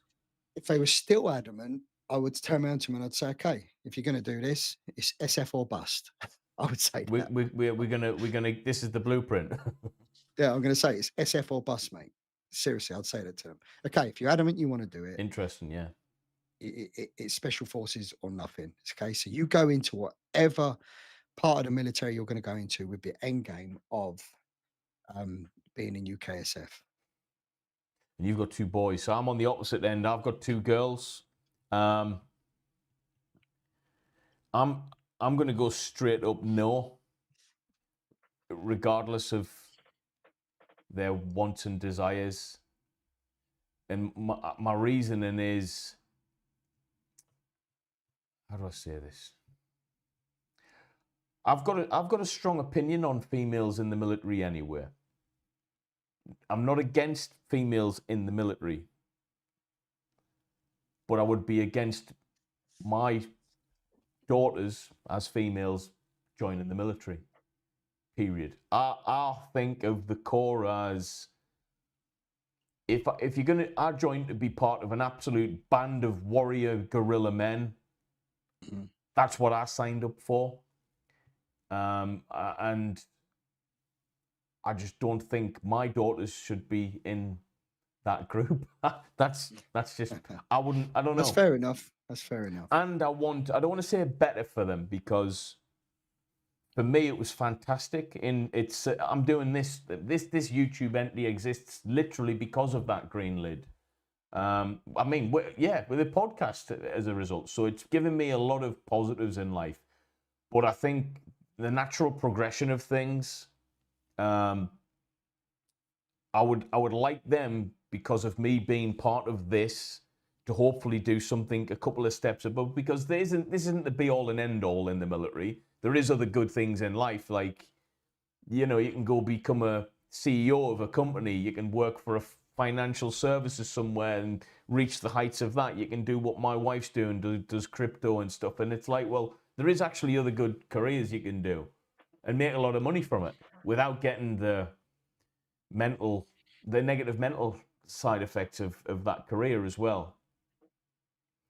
It's a difficult one, because I do advise people to join the military. I wouldn't, but I would say from my background, if your background looks similar to mine, yeah, crack it, do it. It's a bloody good stepping stone, I would say, if it works out for you in the right way. It has for me, but I think it only worked out good for me in that way because I didn't experience the horrors of war. I'll be honest with you. I think the more I speak to people, the more I speak to you, the more I realise I've been quite lucky in that regard. You know? What was the last question there? I don't want to answer the politicians one. Recent doc says marine pass rate now 60%. Or recent documentary. Why the increase? Gonna get all sweaty here, aren't we? old sweat, because it's not like it was in my day. Fucking nowadays. I can't believe we're Yeah. in that generation now. It is I 20 know. years, isn't it? Like 20 Yeah. years since yeah, it's 20 years. Look, things change, war changes, the need for a certain type of soldier changes. We don't need the 1940 guys storming the beaches type person. We don't need that anymore. Those guys were brilliant in their own way. Technology's changed. IEDs in Afghan when you were there. Now we've got flying IEDs. Mm-hmm. Yeah. Come on, man. Things has changed, right? So I don't know though. I mean, I don't really know what training's like today. I can't. I mean, I can only take a snapshot of some of the things I've heard. Giving iPads to recruits to ask them, "How's training going for you?" Like, okay, right. So that's indicating to me that it's got a bit softer, just that fact alone. Because I tell you what, if I'd have sat there and gone, "Why is no one asking me how this has gone for me?" The beasting you'd have got from your training team. I mean, what do you mean? What do you mean how it's going for you? I don't give a damn how it's going for you. the Beesons were abusive, weren't they?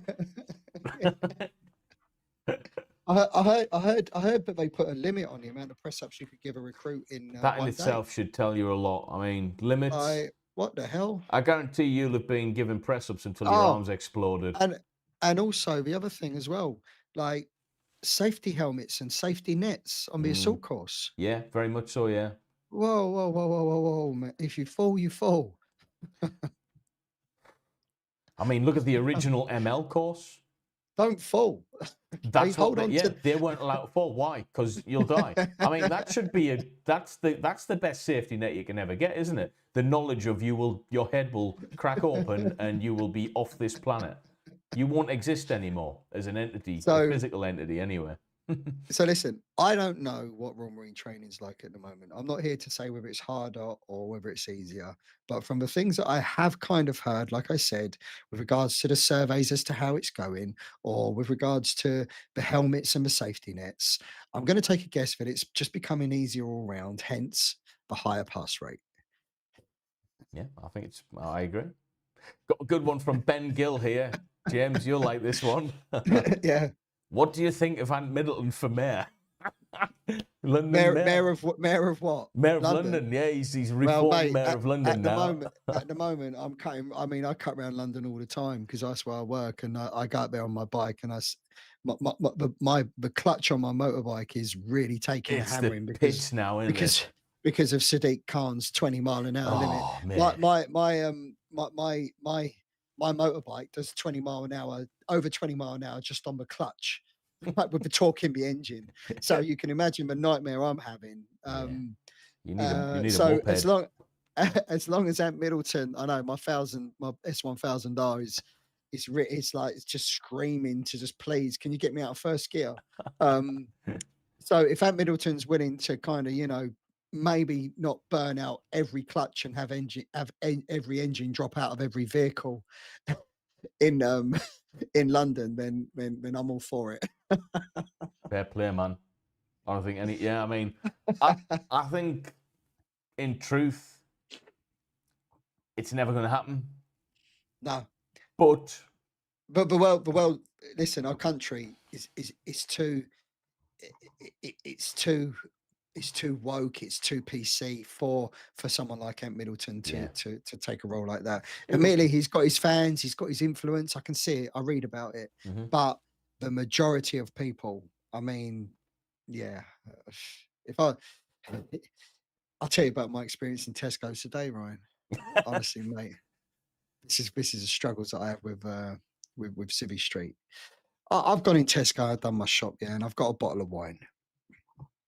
And it's for my partner. She's 31.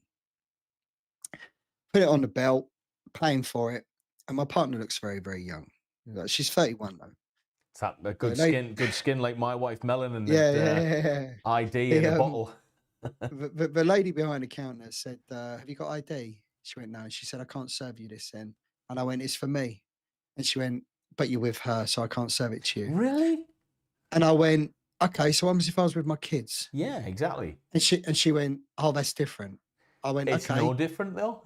I went, okay. I went, well, so I'm not going to give my kids a bottle of alcohol, but I'm like, that's a bit presumptuous of you. Anyway, however, okay, what happens if she's adopted? I've adopted her. And she looked at me and went, yeah, but you haven't. I went, who are you to tell me I haven't adopted this young black woman? Huh? Who, in this modern world with your wokeism behind the counter there, can't. Yeah. I mean, fair play, I was right? like, You're just joining in now, aren't you? I said it like that. Right? And she went, would you like me to get the manager? I went, yeah, get the manager. Anyway, the manager came along. He's about 19 years old, mate. This is the problem, right? I went, he went, yep, I'm going to stick with the with my cashier's decision. I went, okay. I said, so how about I take my shopping out, go and get in my car, take her home, and I come back into this supermarket and I get a bottle of wine and I put it back here. He says, well, you do what you got to do. I said, I will do. So I did it. Went back to the supermarket, I got a bottle of wine and I went back to the same cashier. She went, I can't serve this to you. I went, I'm on my own now. I'm on my own. She went, would you like me to call the manager? I went, yeah, call the manager. I can't. Anyway, I would have snapped. Mate, she called the manager again, right? And this other manager came over and said, I'm going to have to stick with my cashier's decision on this.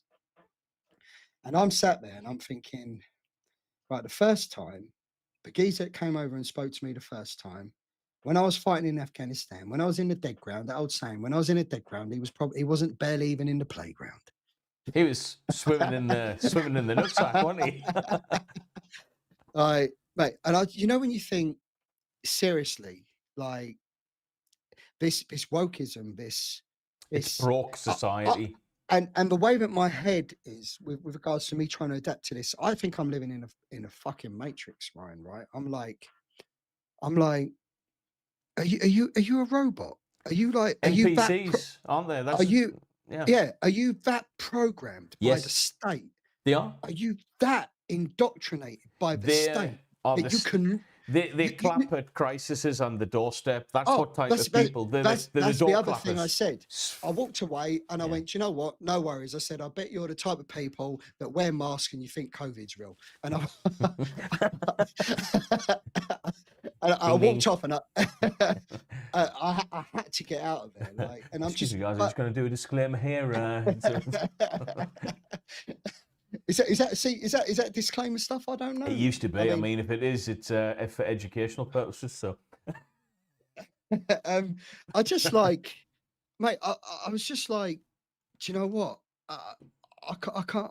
No. I'm in a matrix. I'm in a matrix, and it's driving me nuts. I think the whole woke thing is actually. You want to talk about mental health? I think that's the primary cause of mental health right now. It's all of this bull crap, you know. Too many cheeky sods in society anywhere now. I remember, like, you get a clip off anyone back in the day. If it was your neighbour, I think we spoke about this. You couldn't just be cheeky to people. They'd give you a backhander. And then they'd take you home and you get a clip off your mother and father as well. I am sounding old, but it's just the truth, you know. He's a good one. Ben Gill. Would be good to get a former SBS on podcast. I agree. Yeah. Solly. By the way, Solly, thank you for all these super chats, mate. Excuse me.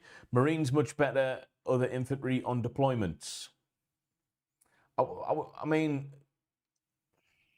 from Well, what listen, it's difficult. You're more. Yeah, I have obviously alluded to the things that were said. This has been on a podcast before, where apparently the Taliban would see a marked difference in the combat fighting capabilities when the Marines and the Paras were there compared to the wider army. However, I say that not with, taking anything away from the guys from your PWRR, your Anglians, your Green Jackets, because their deployments were horrendous, right? Their deployments were rough, mate. In the summer, they were. I mean, that was okay corral stuff. Who could draw fastest, quickest? I mean, what do you think about this? The better trained in an environment where it's going to kick off, or the lower trained lads trying to do the same? I mean, you've got to respect the lower trained lads, aren't you? I think fair play to you. My brother-in-law cracking lad, went to Afghan as a reservist with weekends of training, like weekends worth of training. But you know, come on. yeah, like I said, I can only say, you know, this is what was over the icon from the Taliban at the time. But the Marines are here now, so let's switch on. Let's switch. Let's take It's this up a something level. that I think is believable as well. And this is one thing I don't care about actually causing a bit of a fracas with, because I think I think it's the truth. I do think in terms of, we haven't got tiered systems really in the UK, but the levels of lads, I do think the Corps and the Paras are the best infantry-ish guys within that level of the British military. I think them are the best. Them two outfits there. And I'll argue the toss with anyone who is from, I've got mates who is in all different types of the infantry. My family come from like an army infantry background, going all the way back to World War One. I think we're better than them. You know? Yeah. I think the Corps are hoofing. Yeah, that's why the courses are longer. That's why the physical tests are harder. That's why the soldiering final X's, field firing packages are tougher, longer, more drawn out. I couldn't have said it any better. Yeah. Anything else you want to catch up on, James, while we're here? Or no, mate. Yeah. It's 2 hours in now. Yeah. Troops, if there's nothing else, I think we'll catch you in the next podcast. Make sure to subscribe, share the content. James is arguably going viral on TikTok now. Recruit Williams 924 Troop. Doing some good stuff out there. I'll be honest with you. I'm going to start copying them. I'm going to start copying. I can't take my top off just yet, though. The XL top needs to be. Today's one, the rope climb, I seem to have ruffled a few feathers with that, because some people are questioning my rope climbing technique. That's not how you was taught to climb a rope. PT superior. Yeah. Do you know what? Seriously though, if anyone does watch it and they want to leave a comment and kind of let me know if I am wrong with the rope climbing. I mean, I swear I had to push myself up that rope with my feet, because if I didn't, then your arms are going to blow out. Yeah, you I mean, do. Listen, I can do a video afterwards saying, okay, I'll climb. I've done the video with arms only to the top. I can do them all day long. Most people can't though. Yeah, you don't pull yourself. Your arms is almost hanging there, and you bring your knees up. And clench with your knees and your feet, and then you push up with your feet. Yeah, push up with your feet. Of course it is. Yeah, you can do it other ways. We're talking about the most efficient way possible, aren't we? And that's it. Mate, I want to respond to these comments, and I want to say, seriously, guys, like if you're not pushing with your feet, what you're doing, you're pulling with your hands, because that's the only other thing I can think of. And I'm telling you now, there'll be a lot of skin off palms and a lot of broken ankles and legs if every lad was only pulling up with their hands. You couldn't do it. You couldn't do it constantly. Right, troops, thanks for watching.